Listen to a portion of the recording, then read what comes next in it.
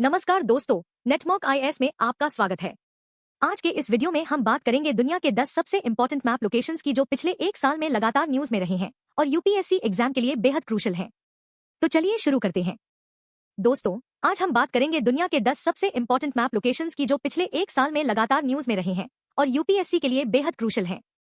सबसे पहले बात करते हैं स्ट्रेट ऑफ हॉर्मज की। यह एक नैरो वाटर पैसेज है जो ईरान और ओमान के बीच स्थित है और पर्शियन गल्फ को गल्फ ऑफ ओमान से कनेक्ट करता है। इसकी विड्थ सबसे नैरो पॉइंट पर सिर्फ 33 किलोमीटर है। अब आप सोचिए, दुनिया का लगभग 20% ऑयल ट्रेड इसी स्ट्रेट से होकर गुजरता है। Saudi Arabia, Iraq, Kuwait, UAE सबका ऑयल एक्सपोर्ट इसी राउट से होता है। 2025 में जब यूएस और इजराइल ने ईरान पर स्ट्राइक्स किए तो ईरान ने इस स्ट्रेट को ब्लॉक करने की धमकी दी। इससे ग्लोबल ऑयल प्राइसेस में भारी उछाल आया और एनर्जी सिक्योरिटी का पूरा कंसेप्ट यूपीएससी के पर्सपेक्टिव से और भी रेलेवेंट हो गया। यह लोकेशन प्रीलिम्स और मेंस दोनों के लिए इंपॉर्टेंट है। अब यहां ध्यान दीजिए कि स्ट्रेट ऑफ हॉर्मज की स्ट्रैटेजिक इंपॉर्टेंस सिर्फ ऑयल तक सीमित नहीं है। ईरान इस स्ट्रेट को अपने जियोपॉलिटिकल लेवरेज के रूप में उसे करता है। जब भी ईरान पर इंटरनेशनल सैंक्शंस बढ़ते हैं, वो इस स्ट्रेट को ब्लॉक करने की थ्रेट देता है। यूएस नेवी का 5th फ्लीट बहरीन में बेस्ड है जो स्पेसिफिकली इस स्ट्रेट की सिक्योरिटी के लिए डिप्लॉयड है। इंडिया के लिए यह लोकेशन और भी क्रिटिकल है क्योंकि इंडिया अपनी क्रूड ऑयल इंपोर्ट्स का 80% से ज्यादा मिडिल ईस्ट से इंपोर्ट करता है और इसका बड़ा हिस्सा इसी स्ट्रेट से गुजरता है। 2025 से 26 की टेंशन्स के दौरान इंडिया को अपनी एनर्जी सिक्योरिटी स्ट्रैटेजी पर सीरियसली रीथिंक करना पड़ा। यूपीएससी में इंटरनेशनल रिलेशंस और इंडियन इकोनॉमी दोनों पेपर्स में स्ट्रेट ऑफ हॉर्मज रेगुलरली पूछा जाता है। चोक पॉइंट की कॉन्सेप्ट को समझना बहुत जरूरी है। दूसरा इंपॉर्टेंट लोकेशन है रेड सी और बाब एल मांदेब स्ट्रेट। यह स्ट्रेट रेड सी को गल्फ ऑफ अडेन से कनेक्ट करता है और विड्थ सिर्फ 26 किलोमीटर है। यह सुईज कैनाल राउट का एसेंशियल पार्ट है। यूरोप और एशिया के बीच का सबसे शॉर्टेस्ट सी राउट इसी से होकर गुजरता है। 2023 के अंत से येमेन के हौथी रिबेल्स ने रेड सी में कमर्शियल शिप्स पर अटैक्स शुरू किए। हौथीस ने कहा कि वो गाजा में इजराइल की मिलिट्री एक्शन के विरोध में यह कर रहे हैं। इन अटैक्स की वजह से मेजर शिपिंग कंपनीज जैसे मेर्स्क और एमएससी ने अपने शिप्स को रेड सी से डाइवर्ट करके केप ऑफ गुड होप राउट से भेजना शुरू कर दिया। इससे शिपिंग टाइम 10 से 14 दिन बढ़ गया और फ्रेट कॉस्ट्स में 200 से 300% की बढ़ोतरी हुई। ग्लोबल सप्लाई चेन पर इसका मैसिव इंपैक्ट पड़ा। तो देखिए, ग्लोबल ट्रेड का लगभग 12% सुईज कैनाल राउट से होकर गुजरता है और बाब एल मांदेब इसका गेटवे है।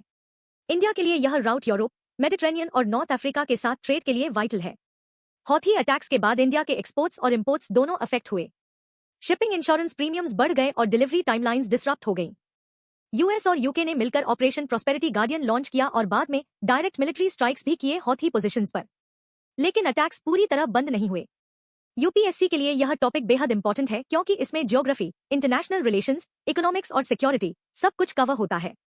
सुईज कैनाल, बाब एल मांदेब और रेड सी, ये तीनों लोकेशंस आपको मैप पर एक्यूरेटली मार्क करना आना चाहिए। तीसरा लोकेशन है ताइवान स्ट्रेट जो एशिया का सबसे डेंजरस फ्लैश पॉइंट बन चुका है। यह स्ट्रेट चाइना मेनलैंड और ताइवान आइलैंड के बीच स्थित है और इसकी विड्थ लगभग 160 किलोमीटर है। चाइना हमेशा से ताइवान को अपना टेरिटरी मानता है और वन चाइना पॉलिसी के तहत रीयूनिफिकेशन की डिमांड करता रहा है। पिछले एक साल में टेंशन्स ड्रामेटिकली बढ़ी हैं। चाइना ने ताइवान के आसपास 100 से ज्यादा मिलिट्री एयरक्राफ्ट भेजे, नवल एक्सरसाइजेस किए और मिसाइल टेस्ट्स भी कंडक्ट किए। 2025 में जब ताइवान ने कुछ यूएस वेपन्स डील्स फाइनलाइज किए तो चाइना ने बड़े स्केल पर मिलिट्री ड्रिल्स की जिसमें ताइवान को चारों तरफ से एनसर्कल किया गया। यह लोकेशन इसलिए भी इंपॉर्टेंट है क्योंकि दुनिया की 60% से ज्यादा एडवांस्ड सेमीकंडक्टर्स ताइवान में बनती हैं। अगर यहां कॉन्फ्लिक्ट होता है तो पूरी global technology supply chain collapse हो सकती है। अब सोचिए कि ताइवान स्ट्रेट में किसी भी कॉन्फ्लिक्ट का इंडिया पर क्या इंपैक्ट होगा। India officially one China policy follow करता है लेकिन साथ ही इंडो पैसिफिक स्ट्रैटेजी में ताइवान स्ट्रेट की फ्रीडम ऑफ नेविगेशन को सपोर्ट भी करता है। यह स्ट्रैटेजिक एम्बिग्यूटी इंडिया की फॉरेन पॉलिसी का इंपॉर्टेंट एस्पेक्ट है। इंडिया क्वाड ग्रुपिंग का मेंबर है जिसमें यूएस, जापान और ऑस्ट्रेलिया भी हैं और क्वाड का एक मेजर फोकस इंडो पैसिफिक में रूल बेस्ड ऑर्डर मेंटेन करना है। सेमीकंडक्टर एंगल भी क्रिटिकल है। इंडिया अपनी चिप्स ज्यादातर ताइवान से इंपोर्ट करता है और इसीलिए इंडिया ने डोमेस्टिक सेमीकंडक्टर मैन्युफैक्चरिंग को प्रमोट करने के लिए इंडिया सेमीकंडक्टर मिशन लॉन्च किया है। यूपीएससी में यह topic international relations, science and technology और इकोनॉमी तीनों डायमेंशन से पूछा जा सकता है। ताइवान स्ट्रेट की एग्जैक्ट लोकेशन, सराउंडिंग कंट्रीज और स्ट्रैटेजिक इंपॉर्टेंस सब क्लियर होना चाहिए। चौथा इंपॉर्टेंट लोकेशन है साउथ चाइना सी जो दुनिया के सबसे कंटेस्टेड वाटर बॉडीज में से एक है। चाइना ने अपनी 9 लाइन के थ्रू साउथ चाइना सी का लगभग 90% एरिया क्लेम कर रखा है। यह क्लेम फिलीपींस, वियतनाम, मलेशिया, ब्रूने और ताइवान के क्लेम से डायरेक्टली क्लैश करता है। 2016 में इंटरनेशनल कोर्ट ऑफ आर्बिट्रेशन ने चाइना की 9 लाइन क्लेम को रिजेक्ट कर दिया था लेकिन चाइना ने इस रूलिंग को मानने से इनकार कर दिया। पिछले एक साल में चाइना और फिलीपींस के बीच सेकेंड थॉमस शोल पर कई सीरियस कॉन्फ्रंटेशंस हुए हैं। चाइना ने अपने कोस्ट गार्ड शिप्स और मैरिटाइम मिलिशिया का उसे करके फिलीपींस सप्लाई बोट्स को ब्लॉक किया। इसके अलावा चाइना ने स्प्रैटली आइलैंड्स और पैरासेल आइलैंड्स में आर्टिफिशियल आइलैंड्स बनाकर उन पर मिलिट्री इंस्टॉलेशंस डिप्लॉय किए हैं, जिसमें रनवेज, रडार सिस्टम्स और मिसाइल बैटरीज शामिल हैं। यहां ध्यान दीजिए कि साउथ चाइना सी से ग्लोबल शिपिंग का 1/3 हिस्सा गुजरता है, करीब $3 ट्रिलियन वर्थ का ट्रेड हर साल। यह रीजन ऑयल और नेचुरल गैस रिजर्व्स में भी रिच है। अंक्लोज यानी United Nations Convention on the Law of the Sea के अनुसार हर कंट्री को 200 नॉटिकल माइल्स की एक्सक्लूसिव इकोनॉमिक जोन मिलती है, लेकिन चाइना इसे इग्नोर करके हिस्टोरिकल राइट्स का आर्ग्यूमेंट देता है। इंडिया के लिए साउथ चाइना सी इंपॉर्टेंट है क्योंकि इंडिया की एक्ट ईस्ट पॉलिसी और एसीएन कंट्रीज के साथ ट्रेड इसी रीजन से कनेक्टेड है। इंडिया नेवी भी इस एरिया में freedom of navigation exercises conduct करती है। यूपीएससी में साउथ चाइना सी से रिलेटेड क्वेश्चंस रेगुलरली आते हैं। 9 लाइन, अंक्लोज, आर्टिफिशियल आइलैंड्स और इंडियाज पोजीशन, ये सब की टॉपिक्स हैं जो आपको थॉरोली प्रिपेयर करने चाहिए। 5वां लोकेशन है India Pakistan border, specifically Kashmir region. अप्रैल 2025 में पहलगाम में एक डेविस्टेटिंग टेरर अटैक हुआ जिसमें 26 टूरिस्ट्स की जान गई। यह अटैक इंडिया पाकिस्तान रिलेशंस में एक टर्निंग पॉइंट बन गया। इंडिया ने इमीडिएट और स्ट्रॉन्ग रिस्पॉन्स दिया। सबसे पहले इंडस वाटर्स ट्रीटी को सस्पेंड किया जो 1960 से चली आ रही थी। यह एक अनप्रेसिडेंटेड डिप्लोमैटिक मूव था। इंडिया ने पाकिस्तान से डिप्लोमैटिक टाइज भी डाउनग्रेड किए और बॉर्डर पर मिलिट्री डिप्लॉयमेंट बढ़ा दिया। इंटरनेशनल कम्युनिटी ने भी इस अटैक की कंडेमनेशन की। यह इवेंट यूपीएससी के लिए मल्टीपल डायमेंशन से इंपॉर्टेंट है। इंटरनल सिक्योरिटी, इंटरनेशनल रिलेशंस और ज्योग्राफी तीनों एंगल से क्वेश्चंस आ सकते हैं। पहलगाम की लोकेशन, लाइन ऑफ कंट्रोल और इंडस वाटर्स ट्रीटी का ज्योग्राफी सब इंटरलिंक्ड है। तो देखिए, इंडस वाटर्स ट्रीटी सस्पेंशन का ज्योग्राफिक डायमेंशन समझना बहुत जरूरी है। इंडिया अपर राइपेरियन कंट्री है, यानी इंडस रिवर सिस्टम की मेजर रिवर्स इंडिया से होकर पाकिस्तान में जाती हैं। ट्रीटी के तहत इंडिया को 20 रवि और सुतलेज रिवर्स का पूरा उसे मिलता था, जबकि इंडस, झेलम और चेनाब पाकिस्तान को एलोकेटेड थी। ट्रीटी सस्पेंड होने के बाद इंडिया ने सिग्नल दिया कि वो वाटर को स्ट्रैटेजिक लेवरेज के रूप में उसे कर सकता है। पाकिस्तान की एग्रीकल्चर अपनी 80% इरिगेशन इंडस सिस्टम पर डिपेंड करती है। यह सिचुएशन वाटर सिक्योरिटी और ट्रांस बाउंड्री रिवर डिस्प्यूट्स के कंसेप्ट को रियल वर्ल्ड कॉन्टेक्स्ट में समझने का परफेक्ट एग्जाम्पल है। मैप पर आपको इंडस रिवर सिस्टम की सभी ट्राइब्यूटरीज, लाइन ऑफ कंट्रोल और पहलगाम की एग्जैक्ट लोकेशन मार्क करना आना चाहिए। छठा लोकेशन है यूक्रेन रशिया कॉन्फ्लिक्ट जोन, जो फरवरी 2022 से कंटिन्यूअसली न्यूज में है। रशिया ने यूक्रेन के 4 रीजन्स डोनेट्स्क, लुहांस्क, जापोरिजिया और खेरसो को एनेक्स करने का क्लेम किया है। हालांकि ग्राउंड पर इन एरियाज का पूरा कंट्रोल रशिया के पास नहीं है। यह यूरोप का सबसे बड़ा आर्म्ड कॉन्फ्लिक्ट है वर्ल्ड वॉर 2 के बाद। पिछले एक साल में कई इंपॉर्टेंट डेवलपमेंट्स हुई हैं। यूक्रेन ने कर्स्क रीजन में रशिया के अंदर एक सरप्राइजिंग काउंटर ऑफेंसिव लॉन्च किया। नाटो ने फिनलैंड और स्वीडन को मेंबर्स बना लिया जो हिस्टोरिकली न्यूट्रल कंट्रीज थे। यूएस में लीडरशिप चेंज के बाद पीस नेगोशिएशंस की कोशिशें बढ़ी हैं, लेकिन ग्राउंड रियलिटीज कॉम्प्लिकेटेड हैं। यह conflict global food security, energy prices और इंटरनेशनल ऑर्डर सब पर इम्पैक्ट डाल रहा है। इंडिया ने यूक्रेन क्राइसिस में एक बैलेंस पोजीशन मेंटेन की है, ना रशिया को डायरेक्टली कॉन्डेम किया और ना ही वेस्टर्न सैंक्शंस का पूरा सपोर्ट किया। इंडिया ने रशियन ऑयल इंपोर्ट्स सिग्निफिकेंटली बढ़ाए जो डिस्काउंटेड रेट्स पर अवेलेबल थे, जिससे इंडिया की एनर्जी सिक्योरिटी स्ट्रेंथन हुई, लेकिन वेस्टर्न कंट्री से क्रिटिसिज्म भी मिली। प्राइम मिनिस्टर मोदी ने कहा कि यह युग युद्ध का नहीं है और डिप्लोमैटिक सोल्यूशन पर जोर दिया। ब्लैक सी ग्रेन इनिशिएटिव जो यूक्रेन से ग्रेन एक्सपोर्ट्स इंश्योर करती थी, वो भी इस कॉन्फ्लिक्ट से डायरेक्टली लिंक्ड है और ग्लोबल फूड प्राइसेस पर इसका मेजर इम्पैक्ट पड़ा। यूपीएससी के लिए यह टॉपिक इंटरनेशनल रिलेशंस का कॉर्नरस्टोन है। मैप पर क्राइमिया, डॉनबास रीजन, ब्लैक सी, अजोव सी और की सिटीज जैसे कीव, मारियोपोल, खेरसो सब आइडेंटिफाई करना आना चाहिए। 7वां लोकेशन है म्यांमार, जहां फरवरी 2021 के मिलिट्री कूप के बाद से फुल स्केल सिविल वॉर चल रही है। मिलिट्री जुंटा, जिसे तकमदफ कहते हैं, ने डेमोक्रेटिकली इलेक्टेड गवर्नमेंट को ओवरथ्रो किया था, लेकिन 2024 और 2025 में रेजिस्टेंस फोर्सेस ने सिग्निफिकेंट ग्राउंड गेन किया है। पीपल्स डिफेंस फोर्स और वेरियस एथनिक आर्म्ड ऑर्गेनाइजेशंस ने मिलकर मिलिट्री को कई एरियाज से पुश बैक किया। कुछ बॉर्डर टाउन्स और रीजन्स अब रेजिस्टेंस फोर्सेस के कंट्रोल में हैं। इंडिया के लिए म्यांमार सिचुएशन डायरेक्टली रेलेवेंट है क्योंकि इंडिया म्यांमार बॉर्डर 1600 किलोमीटर से ज्यादा लंबी है और इंडिया के north east states Manipur, Mizoram, Nagaland और अरुणाचल प्रदेश सब म्यांमार से बॉर्डर शेयर करते हैं। रेफ्यूजीज का फ्लो, आर्म्स स्मगलिंग और इंसर्जेंट ग्रुप्स का क्रॉस बॉर्डर मूवमेंट, ये सब इंडिया की इंटरनल सिक्योरिटी कंसर्न्स है। यहाँ एक इंपॉर्टेंट पॉलिसी डिबेट है फ्री मूवमेंट रेजिम को लेकर।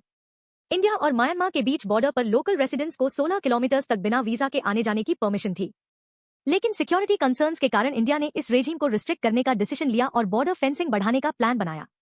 इंडिया का Kaladan multimodal transit transport project भी म्यांमार से कनेक्टेड है, जो नॉर्थ ईस्ट इंडिया को बे ऑफ बंगाल से लिंक करने के लिए डिजाइन किया गया है, लेकिन म्यांमार की इंटरनल इंस्टेबिलिटी से यह प्रोजेक्ट डिले हो रहा है। दूसरी तरफ चाइना की इन्फ्लुएंस म्यांमार में लगातार बढ़ रही है। चाइना ने मिलिट्री जुंटा को सपोर्ट दिया है और अपने belt and road initiative projects जारी रखे हैं। यूपीएससी के लिए Myanmar, India's neighbourhood policy, act east policy और बॉर्डर सिक्योरिटी तीनों एंजल से इंपॉर्टेंट है। 8वां लोकेशन है सीरिया, जहां 2024 के अंत में एक ड्रामेटिक रेजिम चेंज हुआ। बशर अल अस्साद, जो 2000 से सीरिया के प्रेसिडेंट थे, उनकी गवर्नमेंट रिबेल फोर्सेस के ऑफेंसिव में कोलैप्स हो गई। हयात तहरीर अल शाम यानी एचटीएस, जो एक इस्लामिस्ट ग्रुप है, उसने दमास्कस पर कंट्रोल एस्टैब्लिश किया। अस्साद रशिया भाग गए। लेकिन सीरिया में सिचुएशन बेहद कॉम्प्लिकेटेड है क्योंकि मल्टीपल फैक्शंस हैं। कुर्दिश फोर्सेस नॉर्थ ईस्ट में, टर्किश बैक्ड ग्रुप्स नॉर्थ में और ईसिस के सेल्स अभी भी एक्टिव हैं। 2025 में ट्रांजिशन गवर्नमेंट बनी लेकिन सेक्टेरियन टेंशंस बहुत हाई हैं। अलावाइट, सुन्नी, कुर्दिश और क्रिश्चियन कम्युनिटीज सबके अलग अलग इंटरेस्ट्स हैं। रशिया का टाटस नवल बेस और हमीमीम एयर बेस का फ्यूचर भी अनसर्टेन है। यह मिडिल ईस्ट की जियोपॉलिटिक्स को फंडामेंटली रीशेप कर रहा है। सीरिया में रेजिम चेंज का सबसे बड़ा इंपैक्ट ईरान और हेजबोल्ला पर पड़ा है। अस्साद गवर्नमेंट ईरान का की एलाय था और सीरिया थ्रू ही ईरान हेजबोल्ला को वेपन्स और सप्लाईज भेजता था लेबनान में। अब यह सप्लाई लाइन कट हो गई है, जिससे ईरान की रीजनल इन्फ्लुएंस सिग्निफिकेंटली कम हुई है। इसराइल के लिए यह एक मिक्स्ड सिचुएशन है। एक तरफ हेजबोल्ला वीक हुआ लेकिन दूसरी तरफ सीरिया में अनस्टेबल गवर्नमेंट और पोटेंशियल एक्सट्रीमिस्ट ग्रुप्स इसराइल के नॉर्दर्न बॉर्डर पर थ्रेट हैं। टर्की ने इस सिचुएशन का उसे कुर्दिश फोर्सेस के अगेंस्ट एक्शन लेने के लिए किया है। रेफ्यूजी क्राइसिस भी एक मेजर इशू है। Millions of Syrian refugees Turkey, Lebanon और यूरोप में हैं। यूपीएससी के लिए सीरिया, वेस्ट एशिया की जियोपॉलिटिक्स, रेफ्यूजी क्राइसिस और नॉन स्टेट एक्टर्स सब कवर करता है। मैप पर दमास्कस, अलेपो, गोलन हाइट्स और नेबरिंग कंट्रीज आइडेंटिफाई करना इंपॉर्टेंट है। नवा लोकेशन है हाईली गुब्बी वॉल्केनो, जो इथियोपिया के अफार रीजन में स्थित है। नवंबर 2025 में यह वॉल्केनो 12,000 साल बाद इरप्ट हुआ, जो जियोलॉजिकल टर्म्स में एक एक्स्ट्राऑर्डिनरी इवेंट था। यह volcano east African rift system का हिस्सा है, जो दुनिया की सबसे एक्टिव टेक्टोनिक जोन्स में से एक है। ईस्ट अफ्रीकन रिफ्ट वह जोन है जहां अफ्रीकन टेक्टोनिक प्लेट दो हिस्सों में स्प्लिट हो रही है, न्यूबियन प्लेट और सोमाली प्लेट। यह प्रोसेस मिलियंस ऑफ ईयर्स से चल रहा है और इवेंचुअली अफ्रीका का हॉर्न एक सेपरेट कॉन्टिनेंट बन जाएगा। हाईली गुब्बी की इरप्शन ने साइंटिस्ट्स को सरप्राइज किया क्योंकि इसे डोर्मेंट माना जा रहा था। इरप्शन से लावा फ्लोज, एश क्लाउड्स और टॉक्सिक गैसेस रिलीज हुई। लोकल कम्युनिटीज को इवैक्यूएट करना पड़ा। यह इवेंट जियोलॉजी और डिजास्टर मैनेजमेंट दोनों पर्सपेक्टिव से यूपीएससी रेलेवेंट है। ईस्ट अफ्रीकन रिफ्ट सिस्टम को डीपली समझना यूपीएससी ज्योग्राफी के लिए एसेंशियल है। यह रिफ्ट इथियोपिया में अफार ट्रिपल जंक्शन से शुरू होती है, जहां 3 टेक्टोनिक प्लेट्स मीट करती हैं, अफ्रीकन प्लेट, अरेबियन प्लेट और सोमाली प्लेट। यह triple junction Red Sea, Gulf of Aden और ईस्ट अफ्रीकन रिफ्ट तीनों का मीटिंग पॉइंट है। साइंटिस्ट कहते हैं कि यहाँ एक न्यू ओशन फॉर्म हो रहा है जो मिलियंस ऑफ ईयर्स में कंप्लीट होगा। रिफ्ट वैली में कई फेमस लेक्स हैं, जैसे लेक विक्टोरिया, लेक तंगन्यिका और लेक मलोई। वॉल्केनिक एक्टिविटी इस रीजन में कॉमन है। माउंट किलिमंजारो, माउंट केन्या और अटाहिल सब इसी रिफ्ट सिस्टम से कनेक्टेड है। हाईली गुब्बी इरप्शन ने रिमाइंड किया कि डोर्मेंट वॉल्केनोज भी डेंजरस हो सकते हैं। यूपीएससी प्रीलिम्स में प्लेट टेक्टोनिक्स, डाइवर्जेंट बाउंड्रीज और रिफ्ट वैलीज रेगुलरली पूछे जाते हैं। और 10वां लोकेशन है पोल्क स्ट्रेट और गल्फ ऑफ मन्नार, जो इंडिया और श्रीलंका के बीच स्थित है। पोल्क स्ट्रेट की विड्थ सबसे नैरो पॉइंट पर सिर्फ 53 किलोमीटर है। यह रीजन पिछले साल खास तौर पर कच्चतीवो आइलैंड कंट्रोवर्सी की वजह से न्यूज में रहा। कच्चतीवो एक छोटा सा अनइनहेबिटेड आइलैंड है जो 1974 में इंडिया ने श्रीलंका को सीड कर दिया था। 2024 और 2025 में इस इशू ने पॉलिटिकल सेंटर स्टेज ले लिया जब ऑपोजिशन ने डिमांड किया कि कच्चतीवो को वापस लिया जाए। तमिलनाडु के फिशरमैन रेगुलरली पोल्क स्ट्रेट में श्रीलंकन वाटर्स में फिशिंग करते हैं और श्रीलंकन नेवी उन्हें अरेस्ट करती है। हर साल सैकड़ों इंडियन फिशरमैन डिटेन किए जाते हैं। यह इशू इंडिया श्रीलंका रिलेशंस में एक पर्सिस्टेंट इरिटेंट बना हुआ है। पोल्क स्ट्रेट, एडम्स ब्रिज या राम सेतु और गल्फ ऑफ मन्नार, ये तीनों क्लोजली कनेक्टेड जियोग्राफिक फीचर्स हैं। पोल्क स्ट्रेट रीजन में एक और इंपॉर्टेंट टॉपिक है सेतुसमुद्रम शिप चैनल प्रोजेक्ट। यह प्रोजेक्ट प्रपोज करता है कि पोल्क स्ट्रेट में एक शिपिंग चैनल बनाया जाए जिससे शिप्स को श्रीलंका के अराउंड जाने की जरूरत ना पड़े। लेकिन यह प्रोजेक्ट कंट्रोवर्शियल है क्योंकि राम सेतु या एडम्स ब्रिज, जो एक चेन ऑफ लाइमस्टोन शोल्स है इंडिया और श्रीलंका के बीच, इसको पार्शली डिस्ट्रॉय करना पड़ेगा। रिलीजियस सेंटिमेंट्स और एनवायरमेंटल कंसर्न्स दोनों ने इस प्रोजेक्ट को स्टॉल कर रखा है। Gulf of Mannar biosphere reserve और मरीन नेशनल पार्क भी यहीं स्थित है, जो इंडिया का फर्स्ट मरीन नेशनल पार्क है। यहाँ कोरल रीफ्स, सी ग्रासेस और एंडेंजर्ड स्पीशीज जैसे डुगोंग पाए जाते हैं। यूपीएससी के लिए यह लोकेशन एनवायरमेंट और बायोडाइवर्सिटी, इंडियन ज्योग्राफी और इंडिया श्रीलंका रिलेशंस तीनों डायमेंशन से इंपॉर्टेंट है। तो दोस्तों, ये थे 10 इंपॉर्टेंट मैप लोकेशंस जो यूपीएससी 2026 के लिए एब्सोल्युटली एसेंशियल हैं। इन सभी लोकेशंस को मैप पर आइडेंटिफाई करना प्रैक्टिस कीजिए और इनसे रिलेटेड करंट अफेयर्स को थॉरोली कवर कीजिए। तो दोस्तों, ये थे 10 मोस्ट इंपॉर्टेंट मैप लोकेशंस जो यूपीएससी 2026 के लिए एब्सोल्युटली एसेंशियल हैं। अगर आपको यह वीडियो हेल्पफुल लगा तो लाइक करें, सब्सक्राइब करें और अपने फ्रेंड्स के साथ शेयर करें। नेटमॉक आईएएस पर हम डेली करंट अफेयर्स और यूपीएससी प्रिपरेशन कंटेंट लाते रहते हैं। Thank you for watching.